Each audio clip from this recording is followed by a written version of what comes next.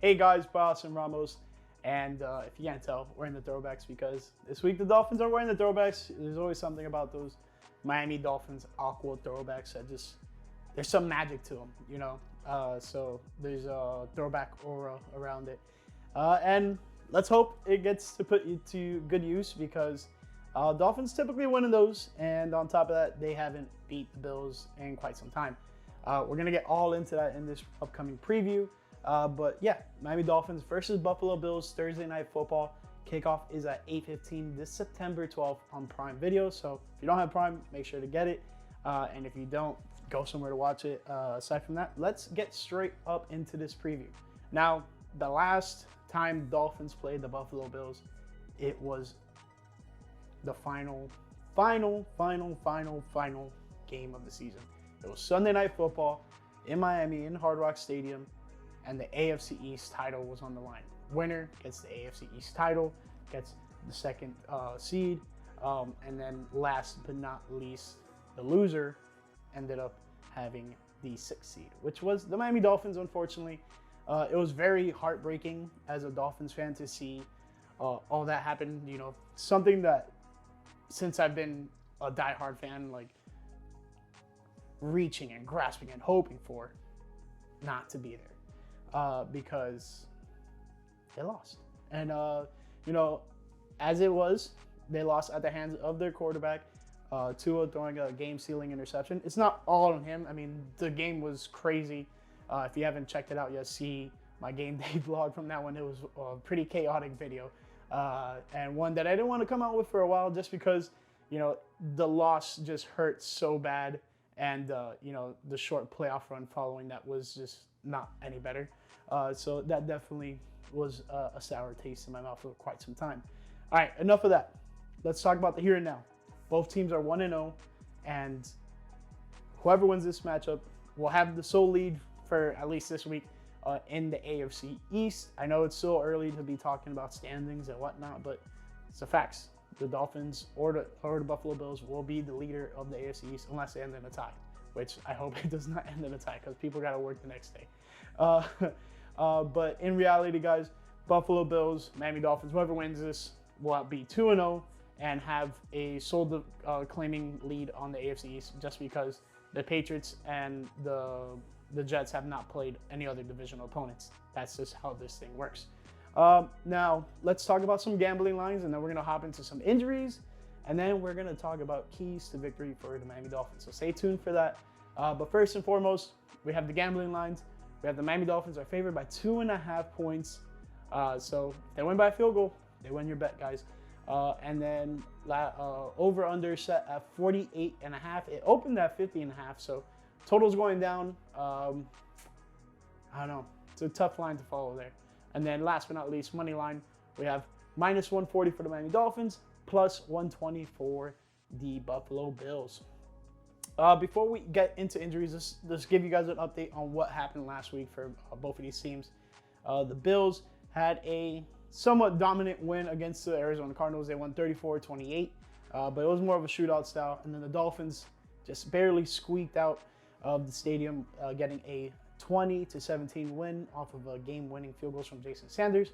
And that's how both of these teams are 1-0.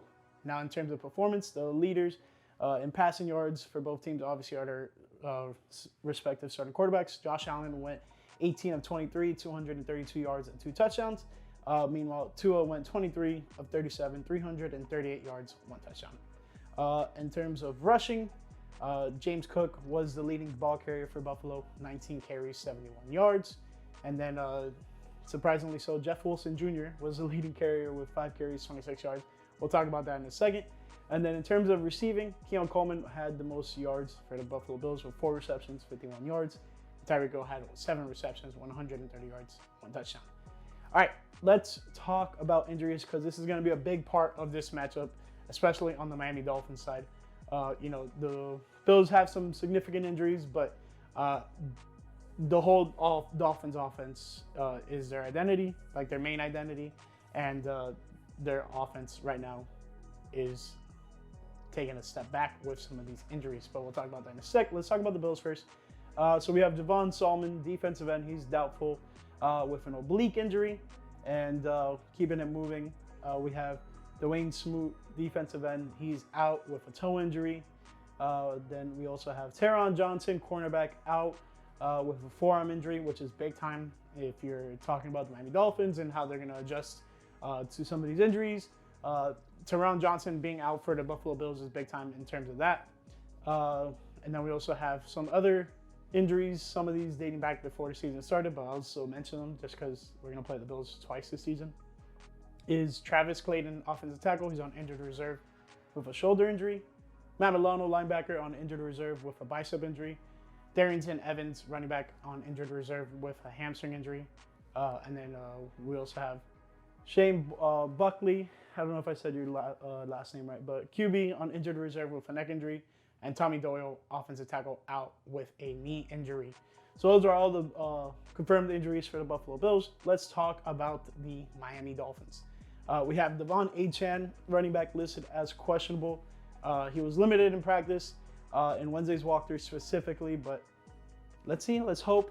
He was looking like the lead back, but that was mostly because Raheem Mostert is injured. He is listed as out for this game. He has a chest injury. I don't know if he solely sustained that in that matchup against the Jaguars or because he barely saw the field. So I would assume it's from that. Let's hope the best for Raheem. He had one of his best career years with the Dolphins last year, and I was hoping he would carry off of that and continue to, start his late ascent in the NFL. He's always had some moments, but last year was really one of those years that, Raheem Mostert is a guy. Let's continue on with the Dolphins. Malik Washington, wide receiver, is out with a quadriceps injury. Elijah Campbell, safety, is just listed as questionable. And then to update some things, not so much to update there. We still have Patrick McMorris, safety, on injured reserve with foot injury. Odell Beckham, wide receiver, out. Let's see what else. Cam Smith on injured reserve. And then a bunch of these other guys are still deactivated from training camp. So let's talk about preview. What keys to victory the Dolphins need to achieve to get a win here. First and foremost, you got to contain Josh Allen as much as possible.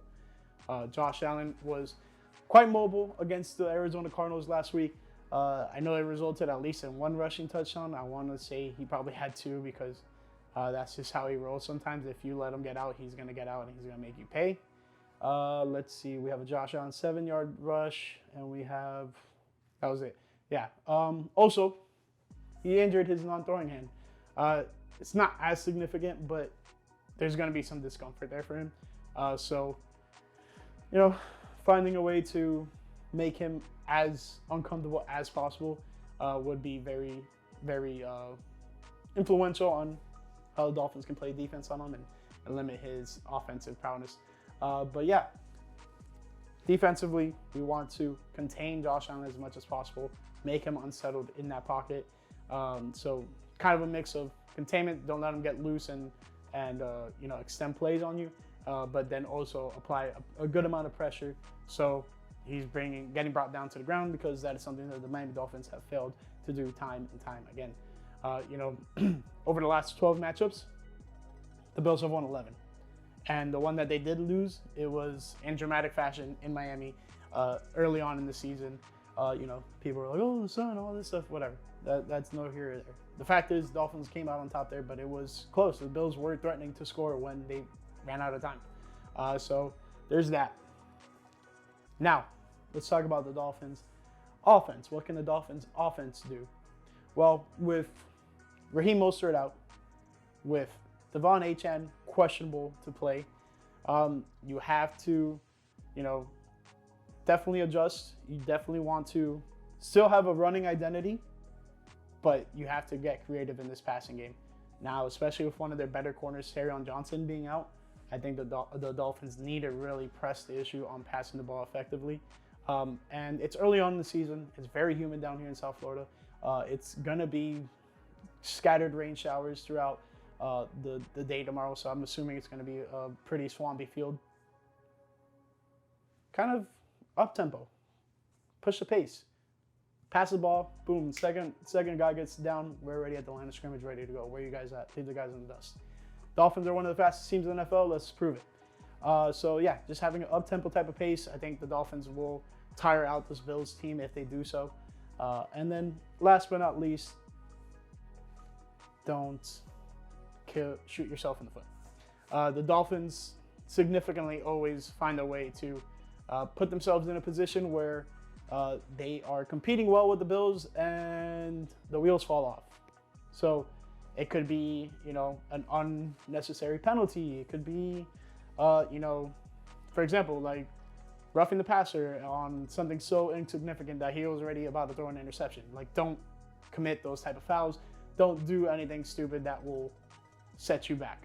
You want to be the team that's executing at the highest level here. So just overall as a team, execute to the nines, and not guaranteeing to win. This Bills team is definitely one of the tougher opponents. One, on the Dolphins' schedule. Two, within the AFC East as their competition. So you're definitely gonna play your best if you want to be the best, and you got to beat the best as well. So currently the Bills have been the best. They've won the AFC East, I want to say 3 straight years. So they are the biggest competition for this Miami Dolphins team to succeed, not only in the AFC, but also just within their own division, the AFC East. So it's going to be a close game, but if the Dolphins achieve that up-tempo type of offense that I was talking about, I think they could really blow this game out of the water and really make Buffalo question what they're doing. But on top of the defensive stuff, this is not really a key, but just they have a lot of different weapons, and nothing has been significantly standing out. They had Stephon Diggs in the past. Now all these new, fresh weapons. Khalil Shakir is like the only returning receiver in that Bills passing receiving room. Just try to lock down those guys.